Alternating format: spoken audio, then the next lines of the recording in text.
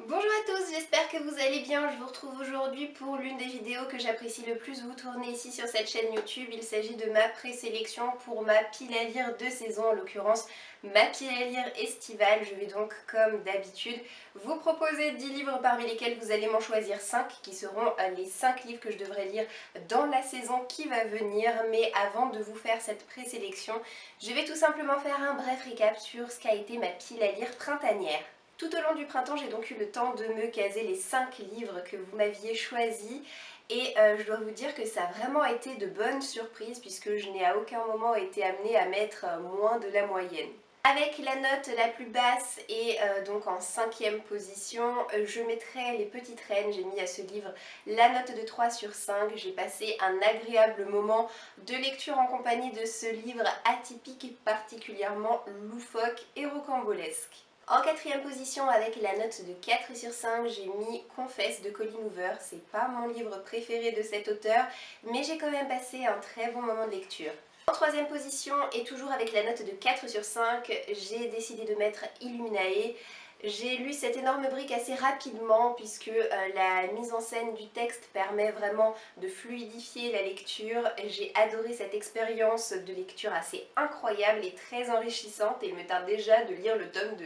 Toujours un 4 sur 5 et cette fois-ci à la seconde place j'ai mis Rebelle du désert, un livre qui me tentait vraiment depuis sa sortie en anglais que j'ai été très heureuse de lire dernièrement. J'ai pas encore eu l'occasion de vous le chroniquer à l'oral dans un update lecture, ce sera fait sous peu. En tout cas ça a été une formidable lecture, très dépaysante. Et enfin, j'ai choisi de mettre à la première place Elia, la passeuse d'âme, un roman fantasy qui a vraiment su m'emporter, écrit par une auteure française qui s'appelle Marie Vareille. Et si vous ne les avez toujours pas consultés, je vous invite à découvrir mes avis à l'écrit sur mon blog et à l'oral dans l'un de mes derniers updates lecture. Après vous avoir fait ce bref récap sur ma pile à lire printanière, il est temps de passer aux choses sérieuses avec la pile à lire estivale. Donc le printemps, c'est vraiment, comme j'ai pu vous le dire à plusieurs reprises, ma saison préférée dans l'année et pourtant je ne boude pas mon plaisir en été parce que j'adore aussi l'été. Il faut dire que je suis une fille de l'été étant donné que je suis née le 19 juillet, donc l'été ça me parle, la chaleur aussi en bonne frileuse que je suis. Et je me suis dit qu'est-ce que je vais vous faire comme thème pour cette saison, puisque à chaque pile à lire de saison j'aime bien vous proposer 10 livres autour d'un thème en particulier, voilà, parmi lesquels vous allez faire votre choix et me sélectionner 5 livres. Du coup je me suis dit, je suis donc une fille de l'été, je suis née en juillet, pourquoi ne pas vous faire un thème autour de mon prénom, puisque peut-être que vous ne le savez pas, je pense que pas mal d'entre vous sont quand même au courant, mais je ne m'appelle pas Elisa. Elisa c'est mon pseudo, en réalité je m'appelle Emmanuel et le prénom Emmanuel au féminin comporte 10 lettres et 10 c'est le chiffre magique qui s'articule toujours autour de mes piles à lire de saison. C'est pourquoi j'ai décidé de vous présenter 10 livres dont soit le titre, soit le prénom ou soit le nom de l'auteur commence par chacune des lettres de mon prénom. Alors voilà, j'ai pas été trop méchante avec moi-même, j'ai pas été trop difficile dans ce petit challenge puisque quand je trouvais pas un titre qui m'inspirait, j'ai utilisé tout simplement le nom ou le prénom de l'auteur pour vous présélectionner aujourd'hui 10 livres, que nous sommes aujourd'hui le dimanche 18 juin. Vous allez avoir une semaine, donc au dimanche 25 juin minuit, pour me sélectionner 5 livres. À chaque fois que je vais vous présenter un livre, il y aura le numéro associé qui va apparaître en haut à gauche de votre écran et ce sera également répertorié dans la barre d'infos. À vous de me laisser un commentaire dans lequel vous allez me citer 5 livres sur les 10 qui vous intéressent particulièrement et que vous avez envie de me voir lire cet été. Alors pour rappel, je ne crée pas de formulaire Google ou quoi que ce soit. Je sais bien que pour le dépouillement des votes, c'est beaucoup plus simple de faire comme ça, mais personnellement, ça ne me dérange absolument pas de le faire à la main. Tant que j'ai un peu de temps pour le faire, pas de souci, et puis ça me permet comme ça de vous écrire à tous et à toutes un petit message personnalisé et ça je vous avoue que j'aime plutôt bien. Concernant les résultats de cette sélection, ils seront rendus publics sur les réseaux sociaux la semaine du 26 juin et sans plus tarder, je vous présente tout de suite les livres que j'ai choisis. Mon prénom commençant par la lettre E, le premier livre que j'ai décidé de vous proposer, c'est le tome 2 de la trilogie Angel Fall, écrit par Suzanne I, et j'ai donc bien entendu joué avec le nom de famille de l'auteur, qui s'écrit avec 2 E. Alors c'est une trilogie un petit peu post-apocalyptique sortie chez Pocket Jeunesse. où il y a des anges comme créatures surnaturelles qui sont pas du tout les gentils gardiens dont on pourrait s'attendre, mais qui au contraire sont des êtres cruels et sans pitié qui envahissent la terre et déciment les humains. J'avais vraiment adoré le premier tome, je serais donc contente de pouvoir poursuivre cette trilogie. J'ai à nouveau joué avec le nom de famille de l'auteur pour la lettre M, puisque le deuxième livre que je vous propose, c'est Les derniers jours de Rabbit Haze, écrit par Anna McPartlin et sorti aux éditions Le Cherche Midi. Alors là, on change complètement de registre, puisqu'il s'agit d'un contemporain assez triste. L'héroïne de cette histoire s'appelle Mia, elle est surnommée affectueusement Rabbit par ses proches et elle va entrer en maison de repos puisqu'elle est atteinte d'une maladie très grave et il ne lui reste plus que 9 jours à vivre. À l'occasion de ces 9 derniers jours de sa vie, son entourage va la rejoindre, donc il va y avoir ses parents, il va y avoir sa fille de 12 ans et tous vont se remémorer leur vie en compagnie de leur fille, de leur mère, de leur sœur. Le livre est reconnu pour être particulièrement poignant et très émouvant. Je suis pas sûre d'avoir la force et le courage nécessaires pour me lancer de moi-même, mais si jamais vous me choisissiez ce livre, bah du coup j'aurais pas trop la possibilité de me défiler. Mon prénom possédant un double M, j'ai choisi pour le troisième livre de vous proposer Marketman, écrit par Jay Cronover et sorti aux éditions Hugo Roman. Je sais, je n'ai toujours pas découvert Marketman. Qu'est-ce que vous voulez que je vous dise? Il y a tellement de livres à lire que moi j'ai pas le temps de tous les lire, voilà tout. En tout cas j'ai très envie de découvrir cette série de romances contemporaines qui se passe dans l'univers du tatouage. Alors comme je vous parlais de romance, j'ai décidé d'y rester encore un petit peu, le temps pour moi de vous présenter le titre que j'ai décidé d'associer à la quatrième lettre de mon prénom, c'est-à-dire le A. Il s'agit de Archer's Voice, écrit par Mia Sheridan et là aussi sorti aux éditions Hugo Roman. Alors pourquoi est-ce que j'ai choisi de mettre ce titre dans cette présélection? Tout simplement parce que je vous en ai parlé il n'y a pas longtemps.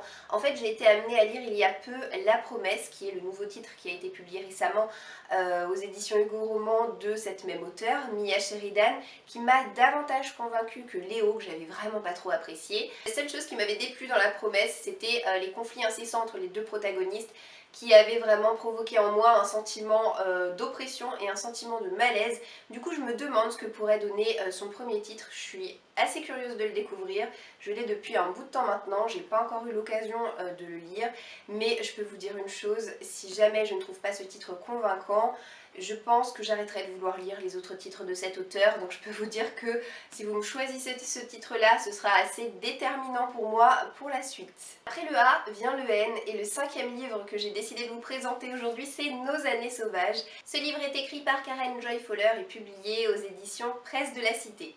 Ce livre qui est désormais sorti en poche, je l'ai découvert au moment de sa sortie je crois sur le blog de Pretty Books. Il s'agit d'un contemporain, c'est pas trop ce que j'ai l'habitude de lire de manière générale, mais la chronique de Pretty Books m'a fait l'effet d'une gifle et je me suis dit ce livre il me le faut, il faut absolument que je le lise un jour ou l'autre et qui sait ce jour est peut-être bientôt venu. Quand Rosemary était petite, elle était extrêmement bavarde à tel point que ses parents lui demandaient souvent de commencer ses histoires au milieu histoire de gagner un peu de temps. Et puis au bout d'un moment, sa sœur a disparu et au bout d'un autre moment, c'est son frère qui a disparu. Du coup, du jour au lendemain, Rosemary a cessé de parler. À la fin du résumé, il est indiqué que c'est l'histoire de cette famille hors norme que Rosemary va vous conter, et en particulier celle de Fern, sa sœur, pas tout à fait comme nous.